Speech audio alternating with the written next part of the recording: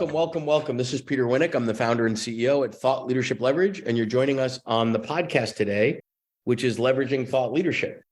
Today, my guest is Tim Creasey. He is, amongst other things, the Chief Innovation Officer at ProSci. He's a speaker, he's an author, and he's kind of an all-around thought leader, which is why we've got him on today. So welcome aboard, Tim. How are you? Doing very well. Thank you. Thanks for having me on, Peter. Yeah, so tell me, I mean, you're in an interesting spot, and you've got a quote day job, and then you're also a thought leader. They are not mutually exclusive, and it doesn't always need to be the title that is on your business card. But give us a sense of sort of what the thought leadership is and how it applies both on the job and in the other things that you do. Yeah, very nice. And I'm going to have to lay the backdrop of ProSci, right? Because I'm certainly a thought leader at ProSci. ProSci is an organization dedicated to help individuals and organizations build their own capabilities in change management. How do you, when you invest time and energy in a change, how do you make sure that you prepare, equip, and support your people so that they are successful in that change journey, so the change delivers outcomes, right? We are founded by an insatiably curious engineer that laid research down as the bedrock. He realized he was trying to figure out, why are some projects successful and others not? And he realized if I ask one person, I get a story. If I ask 10 people, I might start to see some patterns. If I can ask a couple hundred people what to do to deliver better outcomes, I can really start to establish this foundation. So I was thinking about this notion of thought leadership, and really where it starts for us is pattern identification and recognition, right? It's not like that inspiration, like a star falls out of the sky and boom, there is the thought leadership. It's a lot of hard work asking really thoughtful questions about why some projects succeed, why others don't, and discerning the patterns that other people can act on in the work that they do. And so interesting, right? When you think about thought leadership, where does the thought come from? First, it comes from research on how to impact more successful change. And then I think leaning into the thought leadership piece is, how do you bring that to life for different audiences, right? I'm not so just stay talking. there for a minute. Yeah. So I think a lot of people struggle with that from the perspective of, we all have our own preferences, right? And I think we all think that our preferences are the only preference. So if I like to read long form, obviously everybody else must read the same amount of books that I do. If I like to watch video, then why would everybody else not like to watch video? And I think what you need to be cognizant of is, who is your audience with a high level of specificity? How do they actually prefer to consume content? And if it's not in the way that you prefer to create it, you've got a problem, and the burden is on you to close their gap. You're not going to tell a Gen Z that loves to pull down videos like, hey, that's good, kid, but start reading. Like, that's just not going to work. So tell us about. Well, you have different audiences based on consumption, right? Their preferences on consuming the thoughts that are getting led. I'm also stepping in front of a lot of different audiences in terms of how well do they understand change management, preparing, equipping, and supporting people through change. And I'll sometimes do a straw man poll, right? On a scale of 0 to 5, how well could you define change management? 5 is I could teach it and write a book on it. A 0 is, do you mean a coin purse? Get it? Change management, coin purse. And what I've really enjoyed over the last couple of years is taking the message of change management in front of folks that don't do this as a day job, but every single day experience the challenge of change and the ability to deliver more successful change with and through their people, if they can really start to figure that out. So I'll give you an example. Take that back to the modalities, though, right? So how do you give the right dosage and the right modality to those folks so that they can internalize it and do something with it? Yeah, I guess one of the things I do is I make sure to set a contextual anchor for whatever audience I'm engaging, which is something that they care about, a change they actually care about. So I'll give you an example. Think about a change in your organization you're working to try to bring to life, and you've had some challenges with it. Like, there's been some resistance to this change that you're working to bring about, for any number of reasons. Now, anything I start to talk with you about, share with you in terms of the research, ask you questions about, you're going to start to wrap it into that change experience you're going through right now. And so whether it's a video, so we have e-learning as a modality, that e-learning has you identify a change you're working on and build out a case for that change as you learn about the sequence of successful change. When we go into podcasts, it was really interesting over the last couple of years, right? We're taking the change management conversation to innovation stages, or design stages, HR stages, leadership stages, loads of project management stages. Because this is the interesting thing, that human being is the universal common denominator of organizations and of successful change. So it's really about starting to do some remixing, right? The notion of remix, right? Because I think in business, when we think about thought leadership, there's an interesting draw towards novelty. Where I think there's actually a lot of power in taking something that's really universal in truth and making it accessible to a lot of folks who can use it to be more successful themselves and to help the people around them be more successful, right? So the idea there's a technical side and a people side of every change, kind of like a coin. The technical side, we design, develop, deliver. The people side, we help our people engage, adopt, and use. Like once we get that frame, we can scale it. And that's where thought leadership comes from, right? I can scale that into a complex methodology powered by assessments and tools, but I can also take that on stage and deliver as a keynote, or turn it out as a 15-minute video, or maybe even a 30-second, the power of questions. I've got. So could you give an example of the first time you experimented or explored with a new modality, and how you go from sort of that beginner's mindset to working out the kinks to get some comfort level? Because, like, for example, I've worked with lots and lots of different folks, and they're like, they love podcast or they hate podcast, or people have a mental block with, oh my God, I hate my voice, I don't want to do like, it doesn't need to make any sense. But if you haven't done something and then you've tried it, what that experience has been like that. Podcasting, I think, was an interesting one because you realize it's the host's show that you're a guest on, right? So each show has its own personality and direction and audience, obviously. And so to me, when I leaned into that for the first time, it was really around listening to the shows, reading the reviews, understanding what the host's aha was that they were trying to spark for other folks. Most recently, I'll tell you when I was just starting to tinker with, and you can tell me if this is aligned, animated GIFs. Yeah. I figured out how to use PowerPoint to make animated GIFs. Oh, I love that. So they're like really quick little video explainer videos, but the one I put up recently, so we, again, exploring the notion of the future of work. I had a group of senior leaders, about 170, and a group of about 250 change agents from the same organization, 2 different webinars. And I asked each of them the question, what is the purpose of the office as we step back into this hybrid space, this new hybrid reimagined workplace? And so I got really good lists from each of them. I got a top 10 list from senior leaders perspective, top 10 list from change agent perspective. I turned it into an animated GIF where I started to draw the lines so you could see the connections, where there was alignment, where there was leaders saying, this is a priority for us of the workplace that it didn't really show up on the change agent radar, and what else the change agents identified as key roles, purposes of the office that maybe leaders didn't. So that animated GIF turns into about a 10-second explainer of fascinating data that we're collecting kind of real time. So love it. Love it. If you're enjoying this episode of Thought Leadership Leverage, please make sure to subscribe. If you'd like to help spread the word about our podcast, please leave a 5-star review at ratethispodcast.com/LTL and share it with your friends.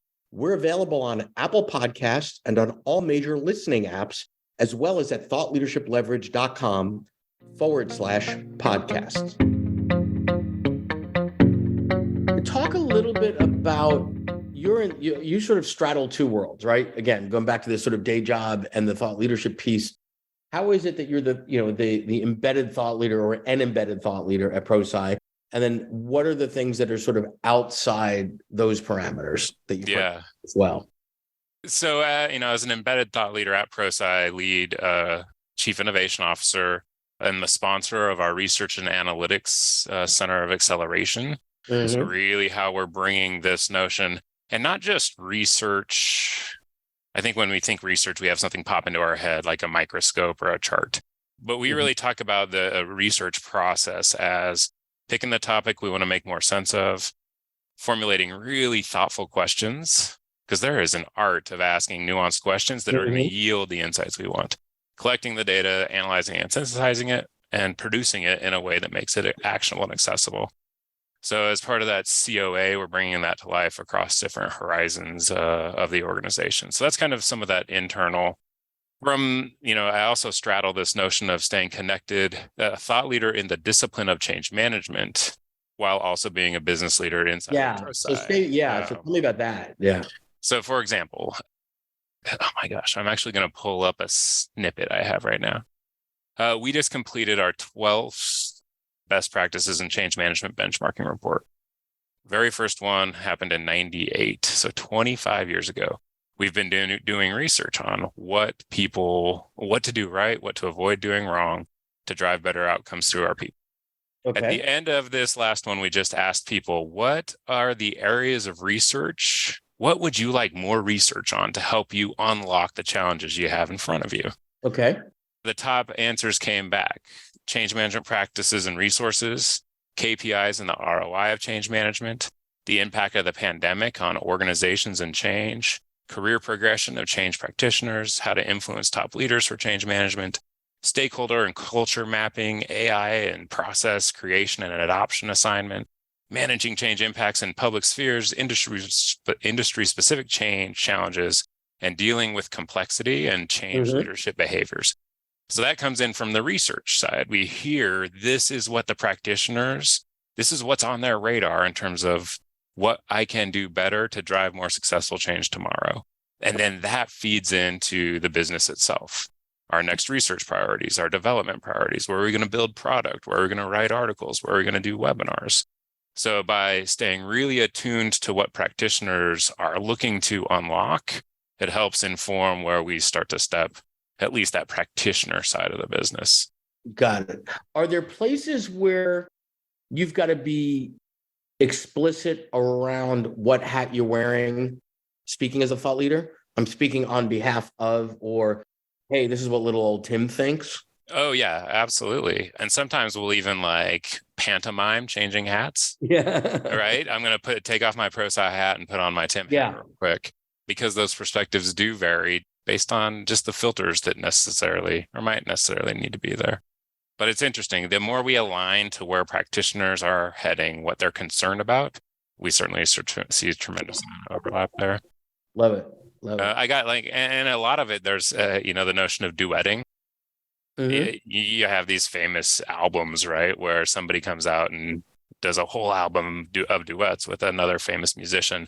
Sometimes we'll have Tim, the thought leader, in the social space duetting with the ProSci social space as well, right? Where we can both elevate and talk about different perspectives on research or on a particular challenge that practitioners are experiencing. Got it. And any places where that has been difficult to navigate, or if you had to do it again, you might have done it different than you did it the first time, or how does that, do you have some general rules that you go by? Hindsight's 2020. Yeah. We're doing a lot of work on getting real clear around roles, responsibilities, expectations across. So I think we're doing some real nice clarification on what is innovation work, what's thought leadership work, what's research work, what's product development work, where's the voice of the customer, how does that become centered to all of that, the voice of the practitioner we serve, the voice of the organization looking to build change muscle, and how can kind of orient all around that. I think pace is an interesting one, right? Depending on scale and how things ripple through those systems. We're doing some really neat work on building, an activated listening engine at the front of the innovation process to really make sure we're bringing those voices all together. So it's innovation becomes a catalyst for the direction and strategy of the organization. Got it. Cool. Any talk for a moment on thoughts that you would have to somebody that is embedded in an organization, or the sort of the internal thought leader like you are, challenges they face, how to navigate things, anything to share there? Because I think that's a place that struggle is not the right word, but it's kind of new territory for many. It can be a challenge, right? The tension that one can step into. Maybe I'll drop this and we can kind of tease this out a little bit. I put a post couple years back about, the difference between imagination and innovation are constraints. Right. And for the innovator in a really beautiful, fun way, right? The constraints give us the canvas onto which we get to create the art of the innovation, whereas imagination's just floating around. Wouldn't it be cool if, wouldn't it be cool if, wouldn't it be cool if? As soon as that has constraints, it gets really fun and interesting to action on. I think the notion of being an internal thought leader, from an innovator perspective, we just treat that as rumble strips and guardrails that help us aim our innovation in a particular direction that, if we were a single shingle, the only person, right and doing all the work, we don't have those rumble strips and guidelines, those constraints, but those also help, I think, create some of the fun playground of innovation. Interesting. So anything else that you want to share in terms of maybe mindsets of a successful thought leader? Because I like the constraint piece. That's really a mindset because it's a little bit counterintuitive. Yeah. I think one that I'm tried, and again, always room to do better, is being cognizant of what I leave in my wake based on what I say. Intentional or unintentional, right? Exactly. And just being way more paying attention to it. What I say yes to and what I say no to can create wakes that I need to be attentive to. John Green has a great podcast about I think it was called John Green Wants You to Pay Attention to What You're Paying Attention to. And so I think as an internal thought leader, the notion of being really thoughtful and intentional about what I'm paying my intent to is an important piece. One other mindset, and this is if I ever get over my fear of needles, this will be a tattoo I get. This is my third one, the third tattoo I'll get if I ever get over that fear of needles. It's the phrase ancora imparo. Okay. Ancora imparo. It's allegedly Michelangelo's final words, and translated to English, it means, yet I am still learning. Right. You think about it. Here's one of the smartest beings on the planet on his way out declaring, yet I am still learning. Love it. And so I'm thinking, if that's the mindset he can take, that's really what got me through 2020, right? As we pivoted, we were a wholly in-person business that had never delivered virtual training on March 10th, 2020. And on March 17th, 2020, we delivered our very first 3-day, fully immersive, fully virtual program. Right. And if in 2019, somebody said, in a week, we're going to do that, you'd say, no, we need to 18 months. We got to, right. You'd probably still be in beta 3 or something, right? Exactly. Try and come up with 30 different reasons why it wouldn't work. Yeah. And then we all just made it happen. And so I think there's some fascinating learnings in terms of the new capabilities, new expectations that organizations and individuals grew over the last experience that we went through together. So ancora imparo, pivot around purpose. To what end? To what end is a phrase that my team hears all the time. Yeah. To what end? What are we anchoring? What's the flag on the horizon? Because empowering a team without alignment of what success is, that goal, the flag on the horizon, that amplifies the chaos. And so I guess as an internal thought leader, getting clear and crisp at articulating what that flag on the horizon is kind of one of those roles. Awesome. Well, this has been great. I appreciate your time. I appreciate your transparency and your sharing with us your journey. Thank you so much, Tim. Yeah, thank you very much, Peter. Really appreciate it. To learn more about Thought Leadership Leverage, please visit our website at thoughtleadershipleverage.com. To reach me directly, feel free to email me at peter@thoughtleadershipleverage.com. And please subscribe to Leveraging Thought Leadership on iTunes or your favorite podcast app to get your weekly episode automatically.